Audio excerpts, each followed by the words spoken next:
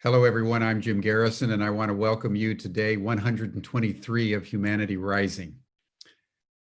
Humanity Rising is an initiative of Ubiquity University and over 320 partnering organizations from all over the world that have come together in the midst of this extraordinary pandemic to provide a daily open space so that people globally can just simply come together and share their experiences of what it's like going through this pandemic, share their solutions, and most fundamentally confer together as to how we can increase our strategic effectiveness so that we can ensure that the post-pandemic world is far better, more healthy and abundant and resilient and sustainable than the world that produced the pandemic.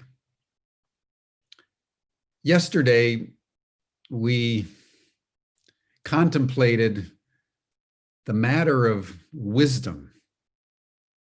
What does wisdom mean in a time of COVID? Do you find it in the ivory towers of the universities, or can you find it in your room, in the street in front of your house? So we contemplated street wisdom. And today we're going to delve along this same vector and ask the question, what is a monastery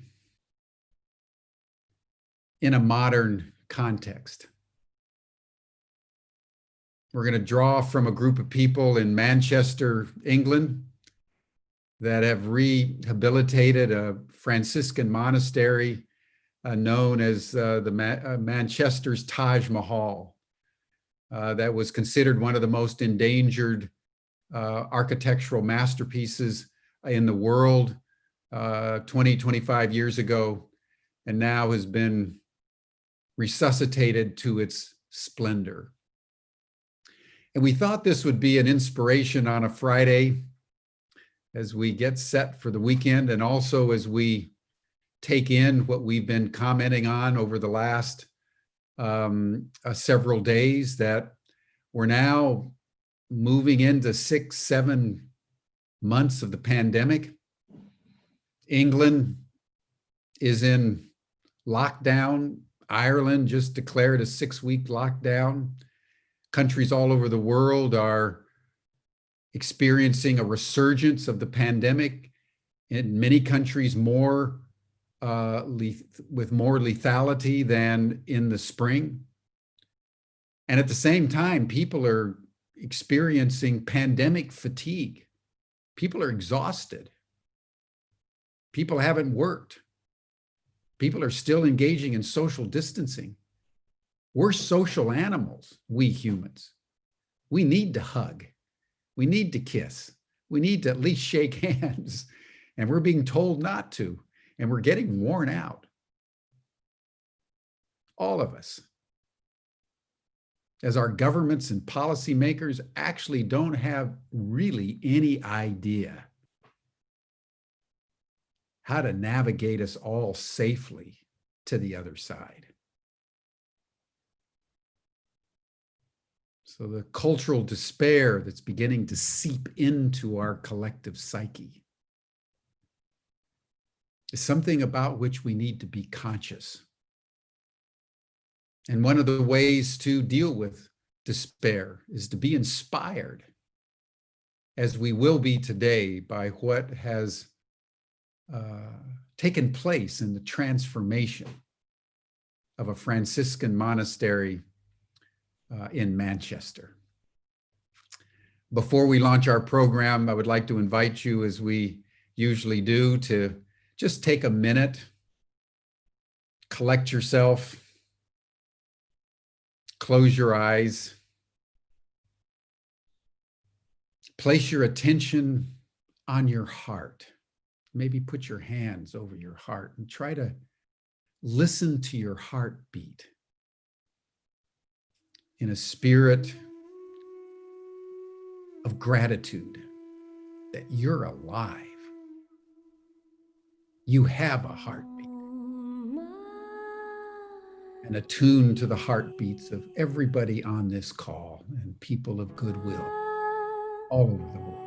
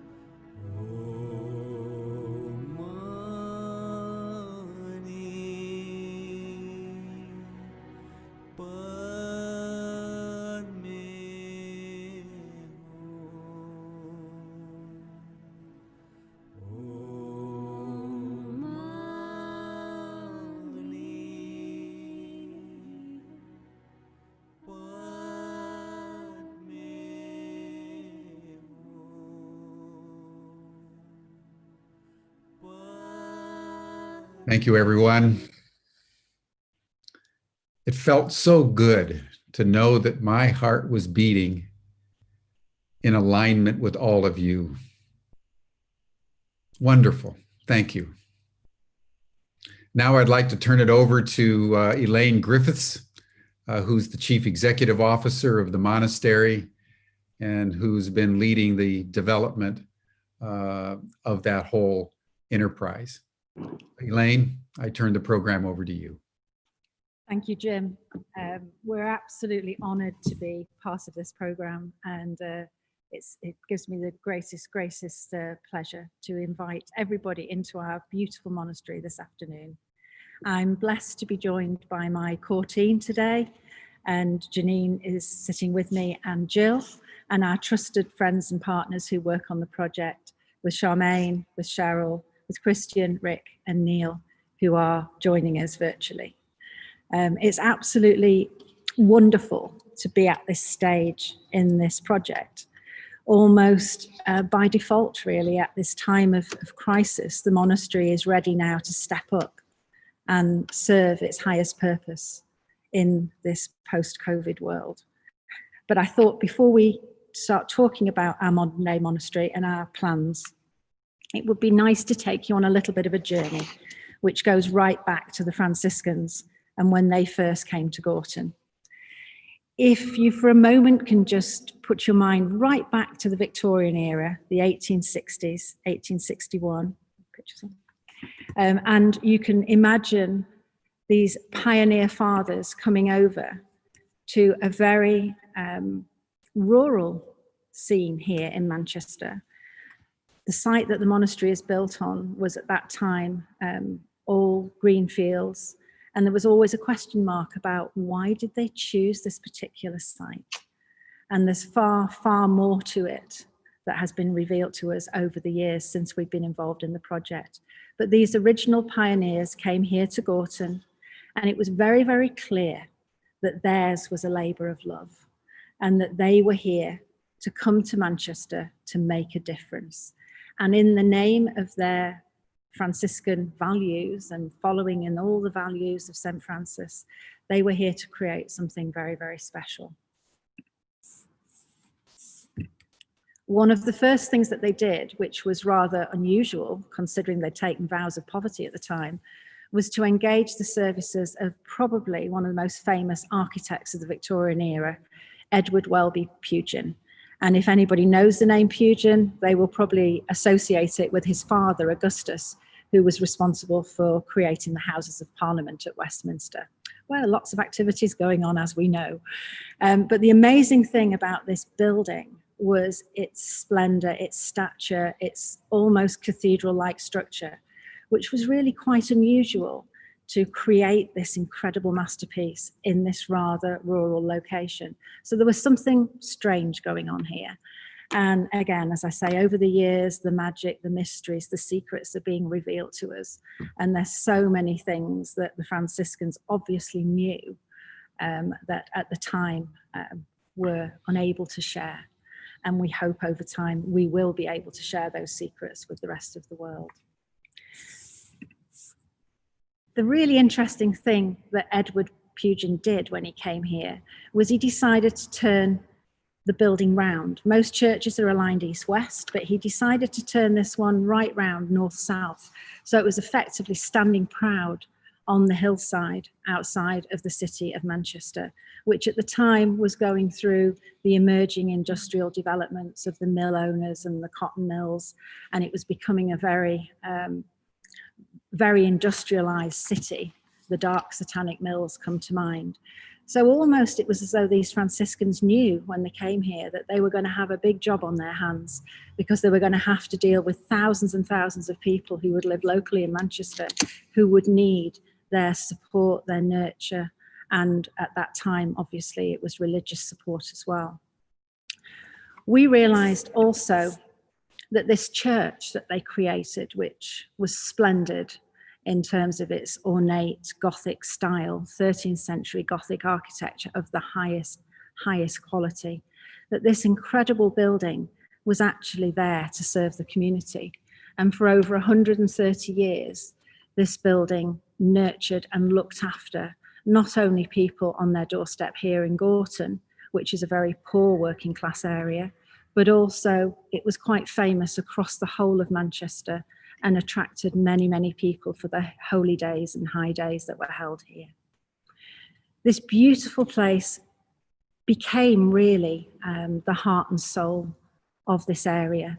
And not only was the place of worship, but there were also 3 schools here, a parish hall, a centre, a place for everybody to come.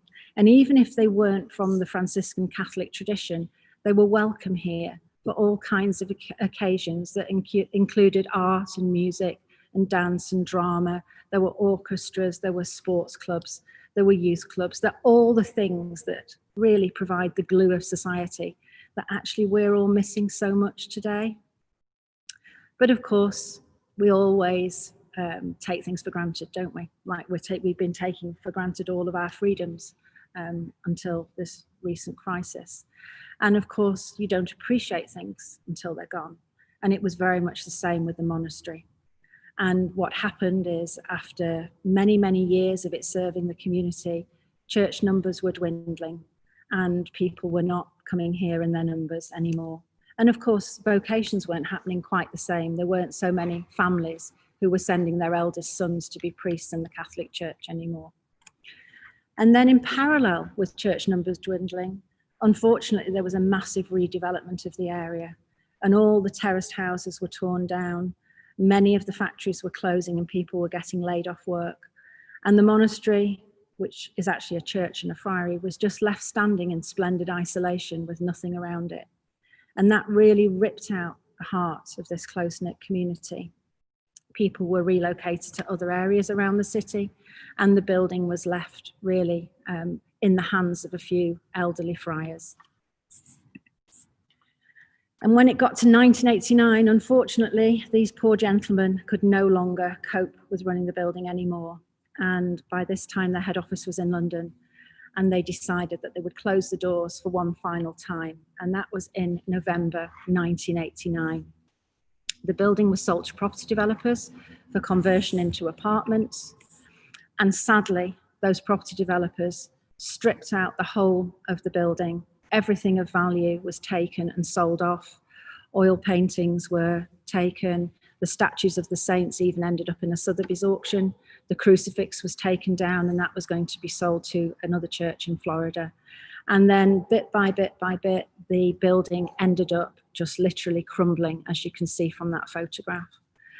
It wasn't even protected. There wasn't even a fence around the building. So to me, the original property developers were probably the biggest vandals. But after that, obviously, you could just push open the door and come in and help yourself to any of the treasures that were left behind.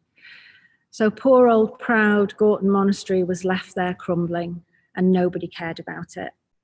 And I was fortunate to be introduced to the building by my husband, Paul, who had been an altar boy here, and his whole family had been local residents here in Gorton, in one of those terraced houses that ended up getting demolished. And it was because of Paul's love for the building and the fact that the family always used to talk about this incredible place that I said one day in 1996, you must take me and show me this building. And I came into this place and it was almost as though the hairs on the back of my neck when I could feel I was in a place of immense sacred power. I had no idea about anything to do with fundraising or architecture or buildings or running campaigns, but I just felt at that time it was really important that we did something about it. We got lots of friends on board and decided to form a charitable trust, a building preservation trust. And then for almost, well, in fact, just slightly more than 10 years, we campaigned to try and save this incredible building. Even the whole of the friary was about to fall down because all the lead had been taken off the roof. There were trees growing out of the rooms, and the whole place really was in danger of collapse. And then we had a few amazing, magical, only I can call them miracles really, where of those supporters and campaigners, we were introduced to the World Monuments Fund. And they recognised that this building was very special too. And we managed to get listed as one of the 100 most endangered sites in the world, which was quite a coup because the Taj Mahal had been on it previously, Macchu Picchu, Valley of the Kings. It put us in extremely good company indeed. But the reality of the project was that actually it was a naming and shaming list. It was really pointing the finger of blame that somebody should be doing something about this. It was a sort of wake-up call to the local government as well as to our heritage organisations. And I have to say that was the one thing that changed the fortunes of the project. Those property developers had subsequently gone bankrupt and they had a charge on the property. It was in the hands of the receivers. And as a result of the World Monuments Fund listing, we were able to buy the building for £1. And you can imagine there were a few sleepless nights after that because it had £6.5 million worth of negative equity. And at that time, we'd only raised just a few £1,000s. But we had to keep going. This was really the moment of truth and the leap of faith where we could not give up because this building meant so much to local people. And as a result of that World Monuments Fund listing, we did eventually get heritage grants. We got support from the Heritage Lottery Fund and English Heritage and very many other generous donors. And eventually we managed to get the building restored in 2007. The actual build, this was the scaffolding that was needed. I sort of wished I'd invested in a scaffolding company at one time because there was so much of it. There was so much scaffolding. You could literally, I think, run the length of Hadrian's Wall with the amount of scaffolding we had to have. We were told that we were not allowed to demolish the friary, even though it was falling down. So it had to be scaffolded from the outside and all the rubble taken out. And thank goodness we didn't demolish the friary because that's where very many of our community activities now take place. So eventually in 2007, we were able to start using the building. And like many of these projects that are a labour of love, the one thing we hadn't given enough attention to was revenue funding, and we definitely needed to start earning commercial income. So we opened in 2007 very much as a community, cultural and corporate venue in order to generate the commercial income we needed to keep it going. And this shows one of the weddings that we had in the early days. Obviously, when it was a working church, it was famous for weddings and really all activities from cradle to grave. So it seems appropriate that these rites of passage can still be celebrated here. But the other thing we also realised with the overheads and the costs of running the building, that we needed to do more than just weddings. And remarkably, with recruiting, employing and training local people, we've been able to win some incredible major awards, including the UK's Best Unusual Venue 3 years running. That's sort of the equivalent of the industry Oscars in the United Kingdom. So that was quite a coup, really, for a little charity project here in Manchester. So we've been very, very fortunate and helped and guided along the way, I think, in order to have these commercial successes. And it has managed to allow us to keep the place going. But the really important thing was that the building was saved because it was meant to be a resource for the community and it was meant to serve the city of Manchester. So our modern day monastery has been used for that along the way. And it's been a really nice sort of blend of commercial activities and community with a very, very strong spiritual core to everything we do. But I think the thing that I miss more than anything is the fact that when we are operating commercially, we cannot offer our safe and sacred space to as many people as we would wish. And although we do massive health and well-being programs and we run activities here, it really has to take second place, or has had to take a second place behind the commercial activities. And of course, the other thing that we are very, very keen that the monastery can do is promote the role of peacemaker and bring together faiths and other groups. We're fortunate that Terry Waite is one of our patrons. So here we are today with our modern day monastery, and the effects of COVID mean that we no longer have any business. So this is actually a very good time for us to start looking at what a modern day monastery really means.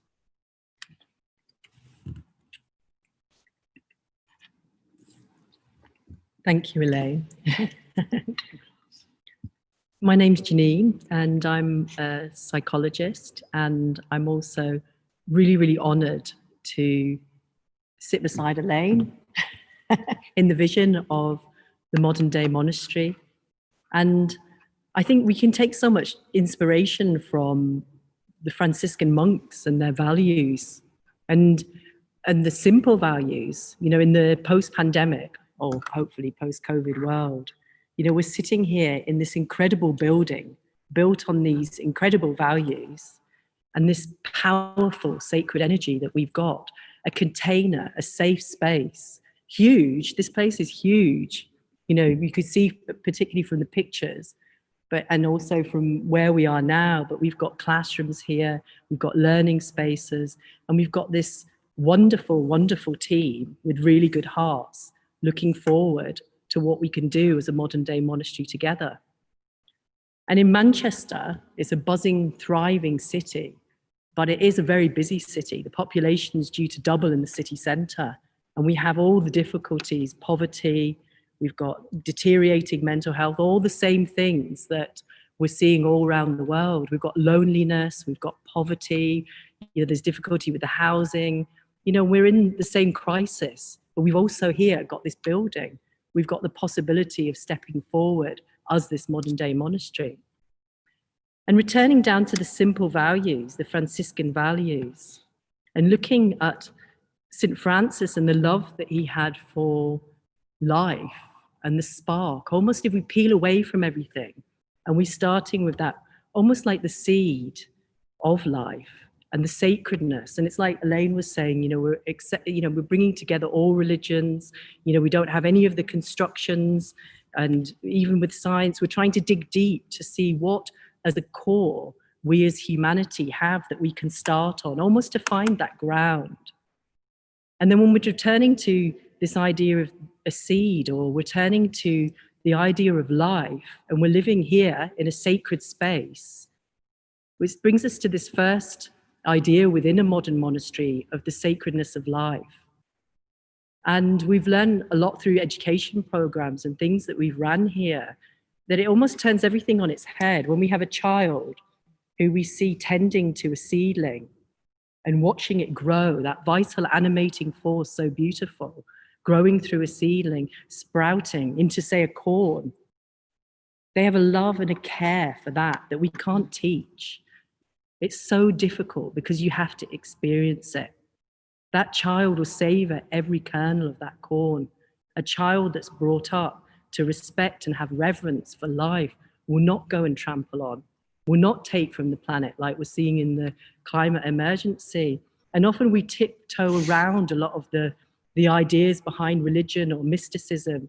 But at the modern day monastery in Manchester, we have the ability here to draw humanity together and start to look at simple things or the simple grounds that we share, every single person, despite gender, despite religion, what draws us together as a humanity, and we begin there. And this sacredness and that care for life in one another, the life to share within this life force now, this vital animating force through every animal, through every plant, through each of us. And then we start to come into the values of compassion, community, unity, the drawing of us together within that thread. And for me, I wonder, is it so difficult for different religions to come together within that sacredness? Is it difficult? Could we find a language that brings us all together within that? And then if we have schools, educations, everything, looking after that life that runs through, everything begins to change. So in the modern day monastery in Manchester, this, in terms of where we step forward, is one of the clear voices, this reverence of life, our center for the celebration of humanity within what we have here. And another of the aspects is also the idea of good and working towards, I mean, I know Jim said at the beginning about, the leaders and how we might look at the TV and think, we don't believe this person anymore, or this person's driven by money or profit or the idea of capitalism. And we at the monastery are driven from the idea of good and the idea of love. And I think in a world and in a city where we've got so many people who are vulnerable, so many people who don't feel that they belong, that we want to care for them, we want to bring them into this space. And we don't want to tell them what, we want to serve them and them tell us what they need.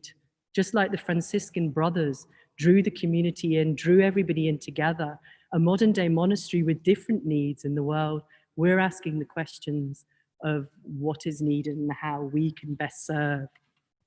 And so we're creating a sanctuary for peace here, and we're working with, well, all sorts of people as we hear from our panel as we go on. And I think we're really fortunate. Manchester's an incredible place of vibrancy, revolution, amazing music scene, sporting triumphs.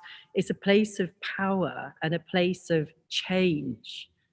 Sometimes it's called a city of light, Manchester, and we feel that we've really drawn in, don't we? We feel that we open the doors, and what's been called in is an incredible, passionate team who are really on it and pretty bright and pushing boundaries in all sorts of ways. So this idea of good, the return to the sacred, and peacemaking in the self, peacemaking in the world, in our communities, and snippets of conversations that we have are phenomenal, aren't they? And we wanted to share some of those things. And we're open as well to what everybody thinks a modern day monastery. We have a chat box going, we want to hear from you. We don't have the answers for everybody, but we've got an amazing opportunity here. And so, I'm Jill, and I'm the spiritual researcher and historical researcher here at the monastery. And St. Francis is at the base of, as we said, is at the base of everything here, really. St. Francis himself was quite misunderstood, and in today's world, he's thought of as the patron saint of ecology. There was much more to him than that. He, as Janine said, was a mystic. So for him, God was in everything, and that's how he experienced God. So that's how he gets his title today of ecology. So for him, he would look at the blade of grass or the seed growing in spring from the ground and see God in everything. And God to him was light, but it was also union as well. So it was the masculine and the feminine coming together. That for him was right there, right at the very beginning. His mother was from the Languedoc area of France, and quite possibly a Cathar. So she was instilled with the ethos of the masculine and the feminine, and the union there. She moved obviously to Italy, and Francis was was a child very much brought up in the ethos of his mother. His father was a wool merchant who travelled the world, and Francis was a knight. So that's an interesting concept that most people don't know about. And he fought in a war. And so through all of this, underneath comes through this idea of war. To him, he found war absolutely abhorrent. He had to do it to find out, so he had to experience it to find out. So that led to him thinking, what is all this about? And then that's how he suddenly got his conversion in front of the cross at San Damiano. And that then led him to understanding that everything is one. It was a personal experience. He realized that the church, for him, couldn't bring what he wanted. It was just a personal experience. And very quickly, because at the time, the church around the world at that time was actually in a lot of problems. But a lot of people started to get on board and liked his ideas. Very quickly, women started coming into wanting to join the order as well. And he never, ever, right from the beginning, never, ever thought that there would not be women in this. So when we talk of St. Francis, we talk of St. Clare as well. And she is as much part of this place as St. Francis. So it's the masculine and the feminine coming together and all that that means. Obviously, you could mean the yin and the yang. It could mean the inner, the outer, the sun, the moon. And this building is actually built based on union. So the sacred architecture of this place, everything in here, the harmonics, the resonance, everything in here, the height, the width, is all based on harmony, union. So it's an ideal place to experience coming back to yourself, coming back to who you really are. So I see we're returning again to this theme, aren't we, or this idea of the oneness, or where we are grounded within that, of the union, the acceptance, and also as a modern day monastery, you know, we can't shy away from the questions about religion. No. We can't shy away from the bridge between spirituality and science. We have to be the people who are asking these types of questions. And also, you know, from the philosophers or the historians or the great mystics like Francis, learning, you know, we have a whole knowledge base, don't we, behind us for us to base what we step forward as a modern day monastery as. And I think this whole idea of union and also peace and the beautiful idea that Francis had, and the know thyself journey as well, is when we're crucial. When we're moving to think now of what we offer, and we have started to create a sanctuary for peacemaking, a sanctuary for peace. We've got a school here of active health. We've got a school of contemplative studies, which is launching, of which I'm the principal of, and so Charmaine, who we'll hear from shortly. And we want to really imbue the essence of the types of things that we've been discussing, the sacredness and all of these, but also look at what we've got in the city now and bring it into even with the psychology and the interventions and the neuroscience. We've learned so much from science. So we want to bridge all of this knowledge and be offering new interventions, new ways. And perhaps Charmaine, our resident psychotherapist, is perhaps a good person to expand on that. Thank you, Janine, and thank you, Elaine and Jill, for sharing that. It's just so lovely to hear the story. It is such an inspiring story, and it's so lovely to see these comments as well coming through on the chat. It's just nice to have that sort of feedback. But yeah, there's sort of in the times of the pandemic, because it's as though sort of our usual coping strategies and our distractions and our need to look outward has been radically changed for all of us to a lesser or greater degree. And this is why it's so wonderful that here that, you know, the monastery does really inspire the need to look within and to know thyself and to understand, you know, what that divinity perhaps could be within us all, as we have the opportunity to not be so distracted. And so at this time, it's just absolutely wonderful that the monastery is providing the space for that to actually happen. And as Janine just mentioned, we have formed a school of contemplative study, and that's going to provide people with an opportunity to explore this from the viewpoint of the mystical, and also look how can we demystify that and to learn how to sort of look within. We're also creating here a sanctuary, which is going to provide a space for healing. And also, I think it's because it's going through your, you can just move that a little bit closer. Sorry, yes, thank you. I'm noticing that there are some sound issues here. Okay, is that a little bit better? Absolutely. And yeah, and drawing on, as Janine was just saying there, from the sciences, we're really looking at and drawing upon the kind of latest developments in the psychotherapies as well, and understanding, you know, what needs to happen to really know ourselves. Thank you, Diane. How can we remove the obstacles to finding that space of divinity within us, by drawing on the latest sort of developments in psychotherapies and helping people to move through a trauma journey, a trauma process. So the narrative center here that we're going to be developing is going to be the first protocol for many people, hopefully, to come into a space where they can actually, perhaps for the first time, be witnessed and be seen and to share their story, because there's so much value in that. And then within the healing center here, the sanctuary, helping people to engage with their inner healer and the power that we all have within us to connect with the divine and the self energy, to heal ourselves and to help each other. So hoping to sort of help the community to really become aware of that.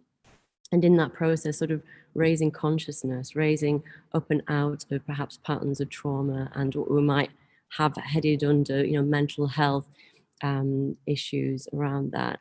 So it is an extremely exciting time. And Janine and I are really looking forward to developing this and sort of growing it within the monastery, and just helping to sort of create that bridge between, you know, very secular and sort of, you know, a lot of us have kind of got caught up in the mind and the thought patterns there, and, you know, with the whole range of symptoms that can come with that, how can we really help and build a bridge for crossing over from the secular into more of the spiritual, into more of the mystic, under this beautiful roof. Thank you, Janine. And I was going to say, I mean, Charmaine, we've been working a lot on the sort of what's driving these new possibilities within the monastery. And I think one thing that we're really strong about is removing fear and stigma from mental health. I mean, I'm a psychologist myself, Charmaine is, and I'm from a contemplative type school, i.e. the practices that move us away from the mind and away from the distraction and allow us to hold something secure within ourselves. And when I met Charmaine, and she's working within internal family systems and all of these new psychotherapeutic techniques that are really tuning into the idea of self-energy or the self and how that works, and that essentially it's not who we really are. And, you know, no matter what we've been through or however we're thinking or feeling, the essence of who we are remains within. And that's our connection to source or self-energy. So that's what I absolutely love about internal family systems. It's a psychotherapy that has originated in the States. It helps us to really understand that and differentiate ourselves from more of the egoic realm and sort of more distressing realm, so that we can really heal ourselves. And that does, it completely demystifies it. And depathologizes the human experience, so that we can actually sort of, you know, come out from where we've all been hiding and pretending that we're all coping and everything's okay. And I think that's another thing, you know, with the pandemic, is that we can all come together and admit that it's been really hard. We can admit that we all share the same thoughts, we all share the same feelings and the same sort of fears, so that we can join together, so that we can have compassion for that and really, really help to heal ourselves and each other. And that's going to be an important role here in the monastery, is giving people the tools and the information and the education around that, so that they can really do that for one another. And that first port of call within, when we're talking about a narrative center, we're talking about training communities of listeners, Yeah. and bringing them into the monastery so that people are just heard. People are feel, you know, sometimes you go to the systems and feel like you're just a number, you're just, Absolutely. you know, you're not feeling heard. And actually that initial feeling where you could be heard, listened to, cared for within the monastery is massive. Yeah, absolutely. And then also signposting to courses within the School of Contemplative Studies, or perhaps things running within the Active Health group. And we've also had the idea of training people in the community and having a little narrative centre or listeners within every library within Manchester, a contemplative space, teaching people contemplative practices. You know, we're not just talking about how to relieve mental health distress. We're also talking about preventing it at an early stage by understanding more about the system, about the ego, and actually realizing we are all the same. You know, we're all the same, you know, and I've worked with many clients over the years, and you know, just I saw this sort of pattern quite early on, that actually everybody is kind of sharing the same story. There might be a different flavor to it. It might be that the father was absent, or the mother was absent, or this is what happened, you know, in the family home, and these different kinds of sort of detail within the narrative, but with it being the same narrative over and over and over again. And unfortunately, there's been a layer of shame over that, because things like, you know, not being able to cope and not being successful and all these kind of societal expectations not being met, that we feel ashamed. So, you know, seeing that in so many people, we're all having the same experience, but feeling like we have to hide it from one another. So the narrative center is absolutely key and important, that we can totally normalize what's happening for all of us, so that we can move through that, because it keeps us in this sort of realm and shame and victim consciousness. No shame, no fear, no stigma. No, we love you all. Absolutely. Everybody is loved. I just saw a brilliant comment actually, just saying hearers are healers, and that's true, you know, and that was a really lovely comment to come up. Yeah, absolutely. I love that. So we've got some wonderful things in terms of mental health, in terms of preventative, in terms of community, and how we can draw the city together in that love and compassionate way of looking at health. And perhaps this is a good time to jump over to the School of Active Health, which is also homed at the monastery. Is that the right phrase? Housed at the monastery at the moment. And jump over to Christine and Rick. Hello, everyone. Hello, everybody. So yeah, my name is Christian. So good to be here today. Never get tired of hearing the story of the monastery, and it's quite a moving story of how the transformation of such an epic building came about, and so much gratitude for Elaine for everything that she's done, and to be part of this dynamic team of change has just been so needed for us as a company. We've been based in the city centre of Manchester for 14 years, and it just feels like with every new block of apartments that gets built, every other tree that gets knocked down or boarded up, or just the centre of Manchester is just becoming this like real concrete city, and it's really quite hard to be around. And you know, our students are coming from all over the world, all over the country, to come and train with us in bodywork, and they're arriving in our space, and we've done everything we can to try and make it like a safe, clean, you know, nurturing environment. But I just think it's just been quite a challenge in the more recent years, and just for us to kind of connect with Elaine and the team, and actually get the keys to our own space in there. We currently reside in the St. Clair office, which has just been epic, as soon as it's headed by our administrator Claire. And then, you know, we've been starting to host our first courses from there, and it's just been real magic. You you know, over the last couple of years, we've, you know, incited by Charmaine and all the work that she's done, you know, I've also trained in internal family systems, and we've been really working hard to try and meld the two together, so that when we're looking at the body, we're not just looking at the body as a separate thing from the body mind, you know, it's one complete unit. I believe Ram Dass was in his dying days said he wishes he'd just paid more attention to his body. And you know, we're very focused on the mind, we're very focused on the spiritual, but actually the body might be the root of quite a lot of our blocks. And you know, we've been really working hard to try and initiate those thoughts into our students that maybe are coming and expecting the scientific training courses, and we've kind of been plugging away in the background doing our bit. Yeah, so it just feels like, you know, it feels like coming home, to be honest, in the monastery. I've been visiting for it's probably about 15 years that we've both been kind of popping into the monastery. And you know, I think someone mentioned before, I think it might have been Jill, you know, it does feel like coming home when you're in the building. It's, you know, the space, it does something to you, it changes you, it feeds you, it helps you develop, gives you a headache sometimes in terms of like the energy of the building as well, but it's just such a magical, mystical place to be based in, you know, really, really good. Yeah, I mean, you know, I'm Richard, and one of the things that, you know, obviously, like Christian's has been saying, we've tried to do over the years is to kind of bring a holistic approach to what we do, and obviously we've worked closely with Charmaine over the years, and all the amazing stuff that Charmaine's done, and she's brought a whole new feel to us that we always thought about, but didn't know what it was. And you know, so we've been looking more at, you know, how to integrate everything together. And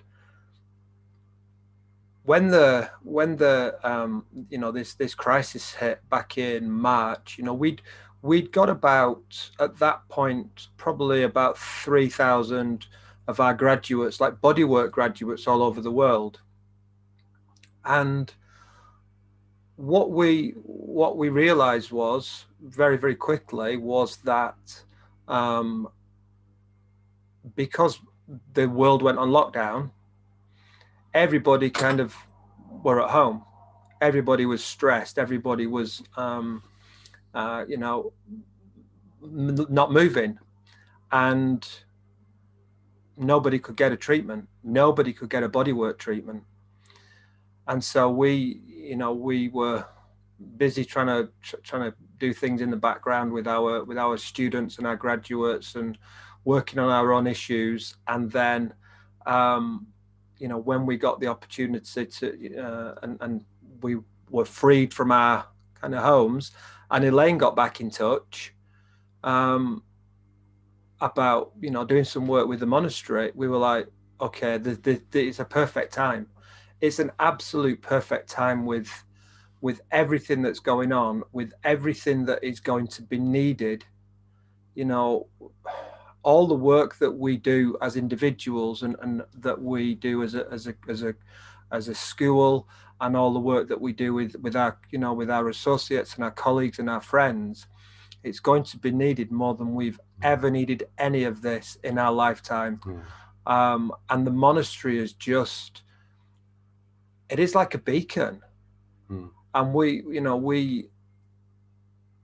thrilled that we were, you know, that we got the call in to go to the monastery when we did.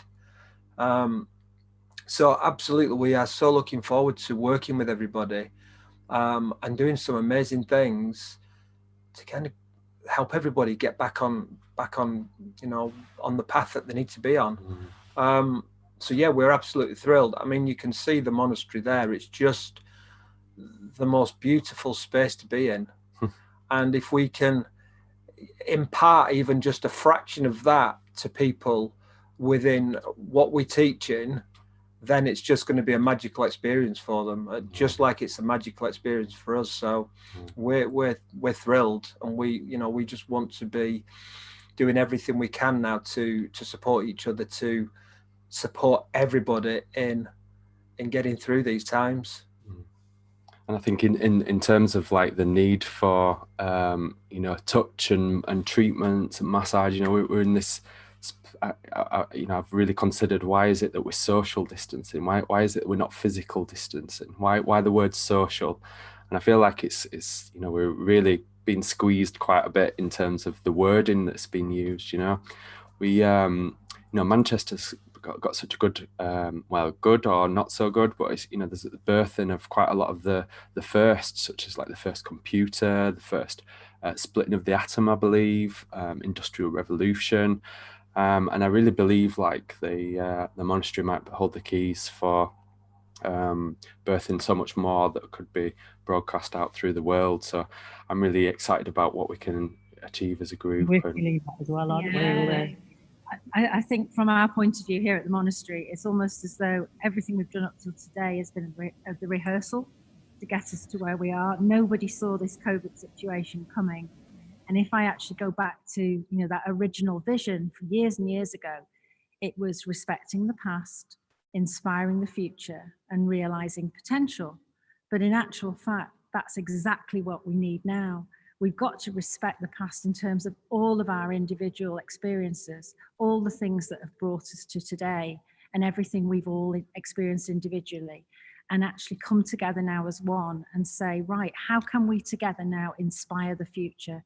How can we take all of that hurt, all of that grief that's been around COVID, all that isolation, and actually rebuild together and create a really inspirational opportunity for us all to share with the rest of humanity something very, very special? And isn't that about realizing the potential of each and every one of us as human beings, as loving, nurturing humans who can actually love and care for one another and create that place of kindness and support in whatever way we do? And that's why I'm so thrilled that we've got such an amazing group of people who have been called to come to the monastery now and bring together the science and the spiritual experience and bring together education. And we've actually even got local orchestra, Manchester Camerata, who are moving in with us in November, who also do a lot of work around music and healing. So the potential is here, and we must all realize the potential of this opportunity together to help one another. It's almost like we're all starting again, and in that sense, it's very, very exciting. And it is, and I mean, we're so in gratitude to you, Elaine. I mean, you know, when you hear the story at the beginning of, you know, her standing in this derelict building, and then where we are today with this team, and to be working with a team like Charmaine and all the other, and Active Health and Neil, who we're here from in a minute, is just a phenomenal experience. When everybody speaks from the heart and everybody's driven by the principles of good, the path that unfolds is just so exciting and beautiful. And in fact, back there with Humanity Rising and anything that we've been listening with other panels that have gone on, we've realized that there's so many of us all around the world, and it's so inspiring to hear. And in fact, I remember reading a statistic in Manchester that before, when the pandemic struck and we went into lockdown, that there was only 9% of people that wanted to return to the normal. Everyone wanted change, that tipping point that we're at now. And like Christian was saying, the opportunity in Manchester and the place of great revolution, great change, great transformation, we really feel that we're sitting at that tipping point and meeting with all of you like-minded people. We are the mass, you know. And so Neil, I'm aware that we've not heard from Neil. Is Neil still there? I've not got the gallery view, so I can't see people's faces. There's his lovely face. Neil, Yeah. hello. Hello. Welcome. You can hear me okay, yeah? Great. Yeah, so inspiring to be here today, and welcome to everybody. My name is Neil Brocklehurst, and I have a background 25 years in public health nursing, in practice and research and policy development, having worked with the government here in the UK. And then about 15, 20 years ago, I wanted to pursue my spiritual practices and ended up working and studying in South America and North America with indigenous peoples and in shamanism. So I want to come back in a sense to the beginning here. I'm going to read some stuff that I've written this morning. really to address the question again, what is a modern day monastery? The origin of the word monastery comes from the Greek monos, which means alone. So monasteries were there for men, and it was primarily men in the ancient days, if you like, who wanted to live a life of seclusion from the world in order to contemplate their relationship with God. And unlike hermits, they chose to live a solitary life in the community of others. So we see the friars living together, but in a sense in separate cells. So we have a paradox here, perhaps one of the many which faces in our lives at the moment, wanting seclusion, time and space to contemplate the deep things in life, and yet needing and also being dependent upon community for living. And there's an irony here too, because COVID, of course, has forced many of us into isolation. And here we are again, largely alone, with the exception of you in the monastery, which is so good to see. In the equivalent of our monks and nuns cells, and yet together in virtual space and real time. So in a way, we're all living in a modern day monastery, alone, together in front of our computers, connected across the world. Recently, I've been thinking about a time over now a decade ago when I lived for a short while in a small community of indigenous men, women and children, descendants of the Incas, about 14 to 15,000 feet up in the Peruvian Andes. The people I work with at the moment across the world in that domain have been swapping photographs today of these same families receiving huge food packs from Western students of theirs, including myself, who've benefited in many life-changing ways from their extraordinary mystical teachings of these handsome, dignified, and immensely materially poor people. Peru, as you may or may not know, has more COVID positive people than virtually any other country in the world at this time. It's an immensely poor country, and the Quero Nation, these indigenous folk that I was living with for a short while, are amongst the poorest of the poor. Poor, yes, materially, but perhaps one of the richest in terms of their cosmovision, their traditions, their rituals, and their magnificent weavings. And I've just put up here, this is just an example of some of the beautiful weavings that they make in their backstrap looms. They're so gorgeous.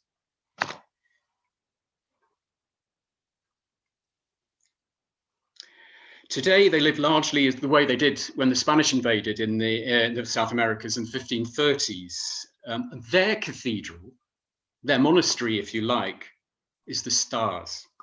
And their community of living beings includes everything that surrounds them: the mountains, the rivers, the lakes, the llamas, the alpacas, and the sheep. They live in extraordinary isolation, and yet they know God, Viracocha, the creator, in every constellation, in every breath of wind, in every flash of lightning, and in every golf ball-sized hailstone. And it's through their reciprocal relationship with their environment, with the cosmos, that they receive the reflected image of God, Viracocha, the creator. And you see it in their deep, wide open, soulful eyes and their magnificent, all-embracing smiles. When the renowned Swiss psychiatrist, and the psychiatrist in the true sense of the word, which means healer of the soul, healer of the psyche, Carl Jung, finished building his place of refuge in Bollingen on the shores of Lake Zurich, he once wrote, "At times I feel as if I am spread out over the landscape and inside things, and am myself in every living tree, in the splashing of the waves, in the clouds and the animals that come and go, in the procession of the seasons, and in the ancient stone received from local quarries for the building that he built, like in a monastery, like in the beautiful monastery in Gorton. He observed, there is nothing here that has not grown into its own form over the decades, nothing with which I am not linked. Here, everything has its history and mine." And this is what I would like to emphasize from what Jung wrote in terms of the modern monastery. Here is space for the spaceless kingdom of the worlds and the psyche's hinterland. Here is the space for the spaceless kingdom of the worlds and the psyche's hinterland. So as the pagan season of honouring the ancestors approaches, it's somehow fitting that we consider history, the memory that lives and is stored in every stone building, be that the monastery in Manchester, with your beautiful, magnificent arches and illuminated windows, or a mountain, indeed the sacred mountain of the Karo nation called Apu Waman Lipa, and its surrounding blue-green sky reflecting lakes.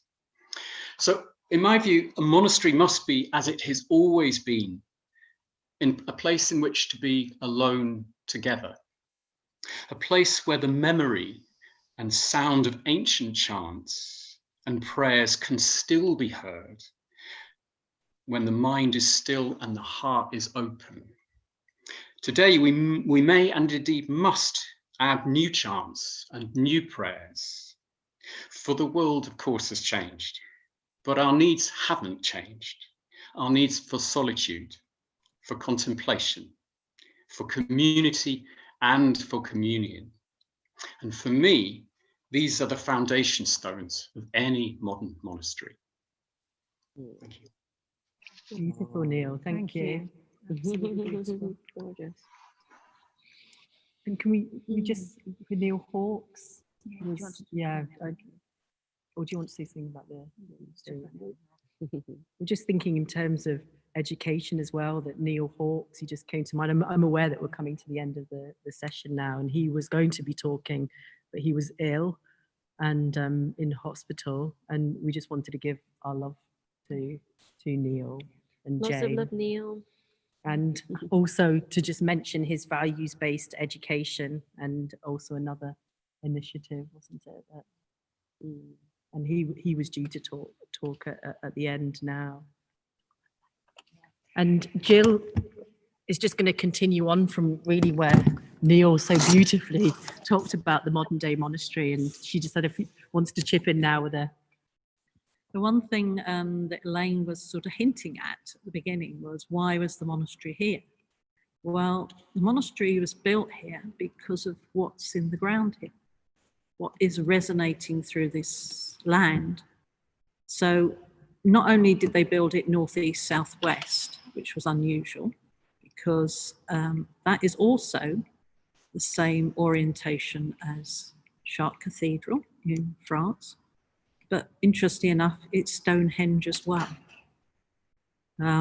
So we here actually are sitting on many energy lines or ley lines. People who don't know about ley lines, they're like the acupuncture in the earth. So they're channels of energy. So when we talk then about what happens here, we're sitting on all those ley lines.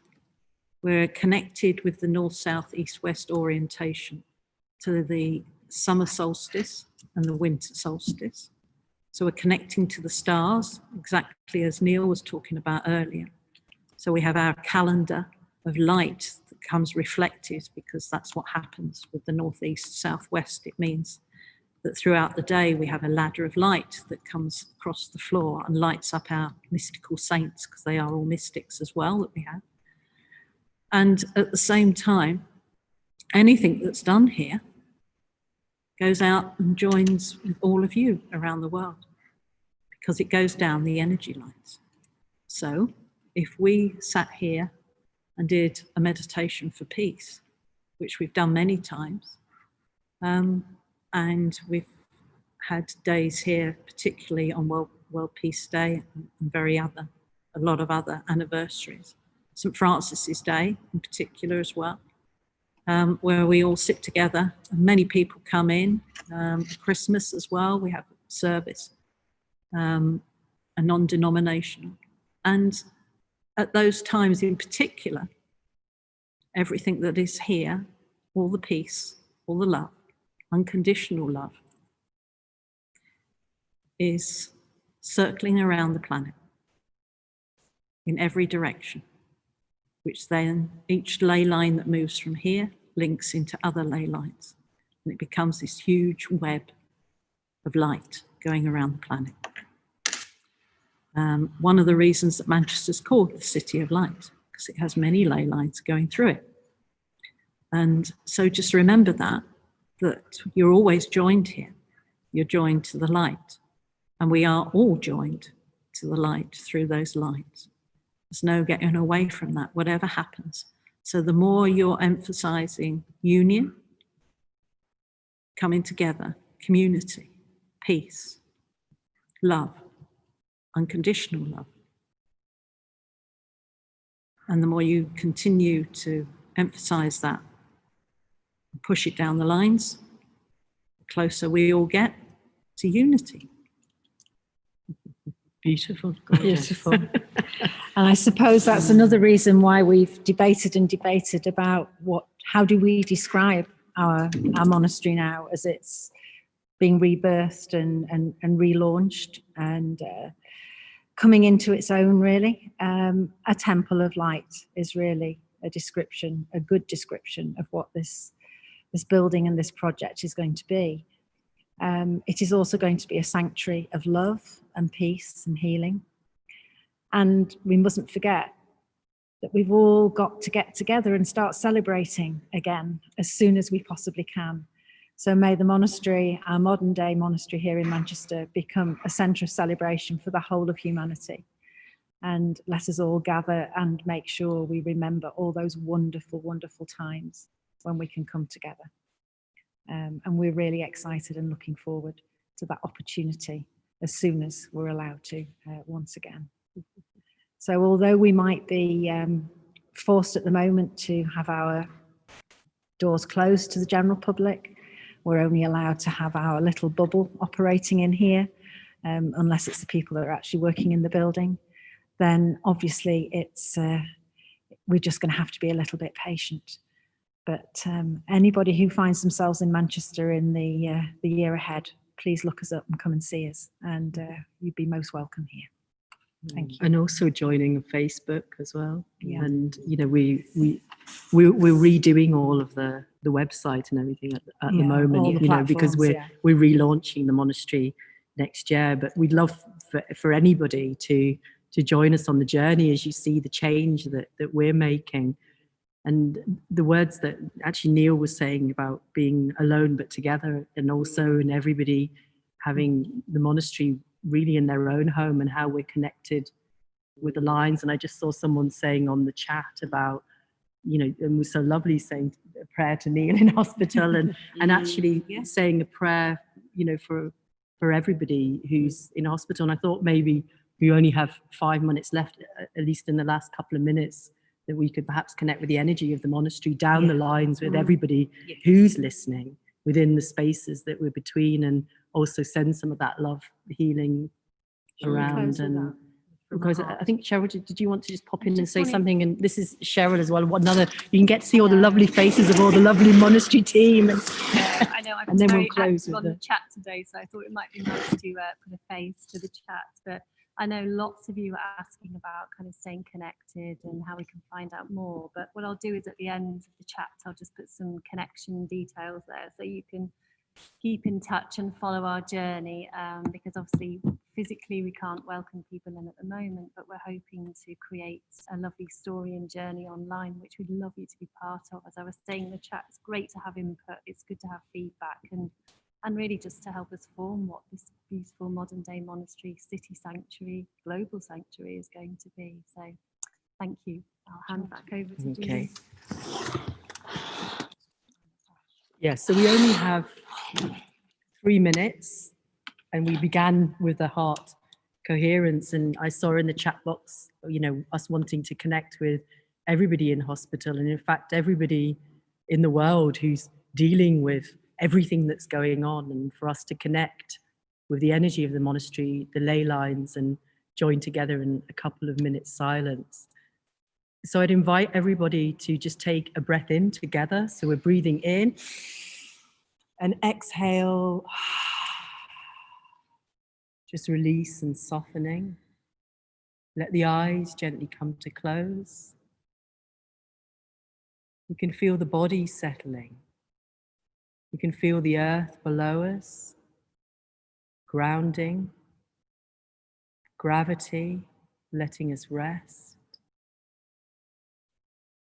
And as we take another breath in,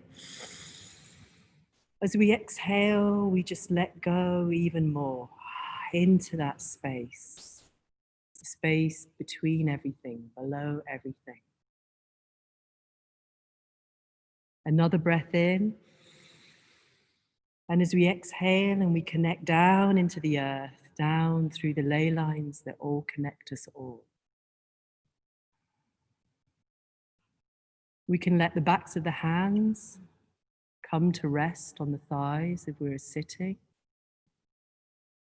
Opening up the heart a little as we connect and open the heart.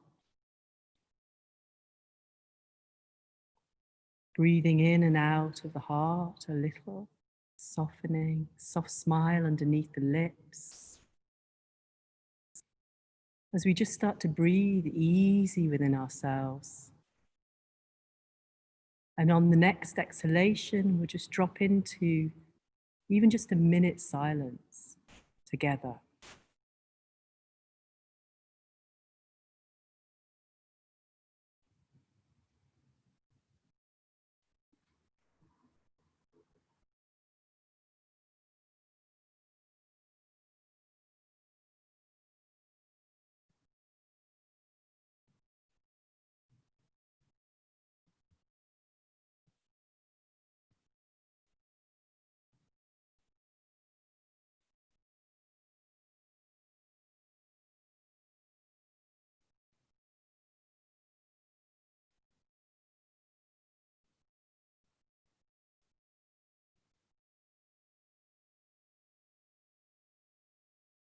Bringing that heart energy to all those suffering in hospital, all those suffering.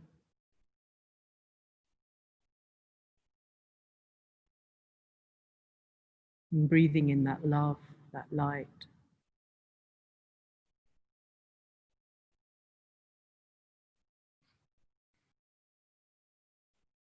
As we all rest back together.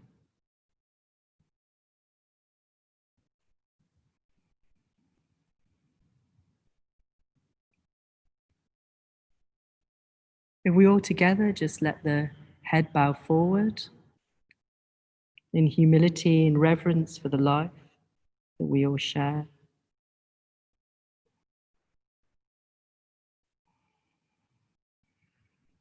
Taking a breath in and raising up through the spine and the head, coming up, the eyes gently opening.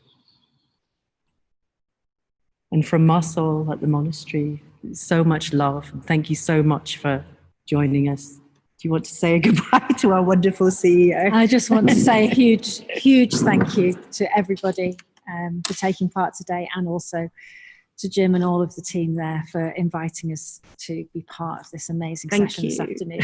Love to you all. Thank you. Thank you. Well, thank you, Elaine, and all of you who joined the session today. It was very moving. I was particularly struck by your observation that the monastery there is built in the same unusual alignment of Chartres Cathedral and Stonehenge. And I think you could add the Great Pyramid in Egypt.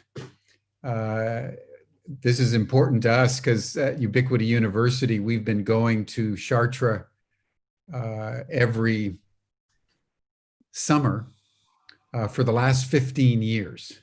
Yeah. As we have consecrated, when I came into the university as the new president in 2005, I was counseled by a shaman woman who had been very instrumental in introducing me and so forth, that I could only succeed in my leadership endeavors if I dedicated my tenure to Mary Magdalene and the Black Madonna. Mm-hmm. So what we did in the fall of of 2005, as we went to France. We took a pilgrimage of our students, about 35 of our students, to France, and we followed into the footsteps associated with Mary Magdalene, which by tradition and legend, after the passing of Jesus, spent a number of years in Alexandria, and then with Joseph of Arimathea, went to the south of France, and they came up through central France all the way to Chartres. And then Mary Magdalene stayed in France, and Joseph of Arimathea, as you all know, went on to Glastonbury and other places in England with the chalice. And when we got to Chartres, we were so struck by the beauty and the grandeur of what is considered by many to be the queen of the cathedrals. If you think of St. Peter's in Rome as the king of cathedrals, Chartres is considered the queen of cathedrals. And one of the reasons is that for the last 3,500 years, since the Celts and the Druids came out of Central Europe into Western Europe and to England and Wales, when they got to Chartres, they discerned on the top of a hill in a grotto a particular feminine quality that was so powerful that they considered Chartres to be their Vatican. Vatican is generally seen as a Latin term referring to the papal see in Rome, but originally it was a Celtic word meaning the seat. And Chartres was considered by the Druids to be the most sacred spot in all of Europe. And there was a particular feminine quality in the ley lines and in the telluric energies of the place. And that has become the sacred center of Ubiquity University, has been Chartres. So to find out that this Franciscan monastery was built in the same alignments, and I can see by just looking behind you, strikingly similar architecture to Chartres. We ought to think, Elaine, about some kind of partnership or mutual visitation when the pandemic's over. I'd love to come and visit you and find out more, because as human spirituality Well, there's a lot more you can orients itself increasingly away from the ideologies of our religions to the aliveness of Gaia, to the aliveness of Earth. Yeah. How our buildings are oriented, where they are built, Yeah. how they affect our spiritual tonality and vibrational frequency becomes the new sanctuary. Absolutely. And so there's no doubt in my mind that you're on a nodal energy of great power. Absolutely. To have, and for you, Elaine, like me, I was just going along minding my own business.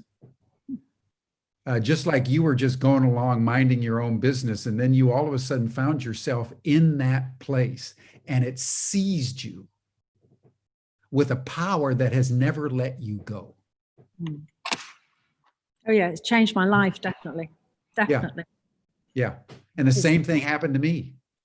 I was minding my own business, then all of a sudden I was seized by a shaman woman, placed in a small graduate school, taken on a pilgrimage to Chartres, and the great line of St. John of the Cross, with which he opens up his great masterwork, Dark Night of the Soul, is I went out without discerning and with nothing to guide me except that which in my heart was burning. Yeah. Yeah. Yeah.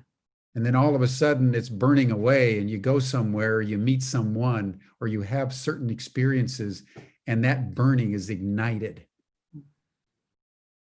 with a fire that consumes your life. And then for the first time, your life takes on the meaning you were born to experience.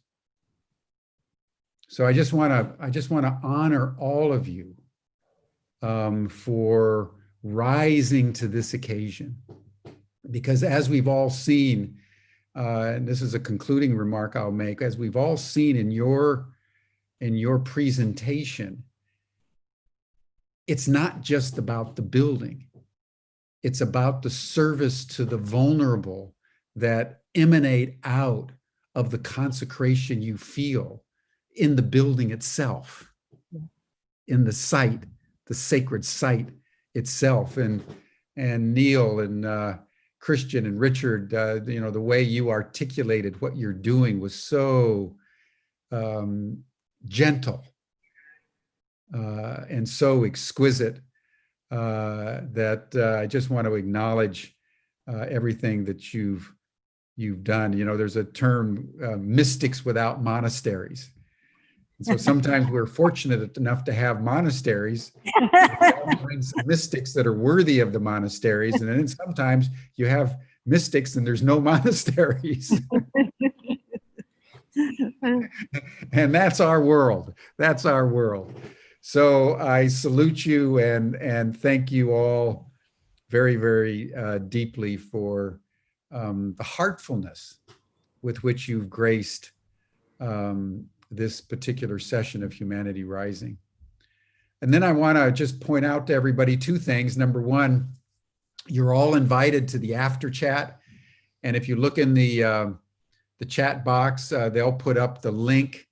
And all of you who've been presenting, we would love to have you as part of our after session, so you can just hang out with people for 5 minutes, 10 minutes, doesn't need to be long, but just so that we can just increase the sense of community and intimacy around these very weighty matters that you've shared. So that's our after chat group. And then secondly, tomorrow, we're having a very special session. Normally we've been meeting Monday through Friday since we reconvened in September. But tomorrow, Saturday, happens to be the 75th anniversary of the United Nations. A much maligned but exquisitely elegant organization if you measure it by the intention with which it was founded. And we're gathering together a very, very thoughtful and diverse group of people, mostly young people who weren't there when it was founded, but understand the gravity of its importance and are dedicating themselves to its enduring legacy. So that's tomorrow, 5:00 p.m. Central European Time here on Zoom. So thank you, everybody. Many of us will gather on the chat, and we'll see you all tomorrow. And if not tomorrow, we'll see you on Monday. And the session on Monday is the very scintillating topic of art and the revolution. Bye, everyone. Bye-bye. Bye-bye. Thank you. Thank you. See you soon.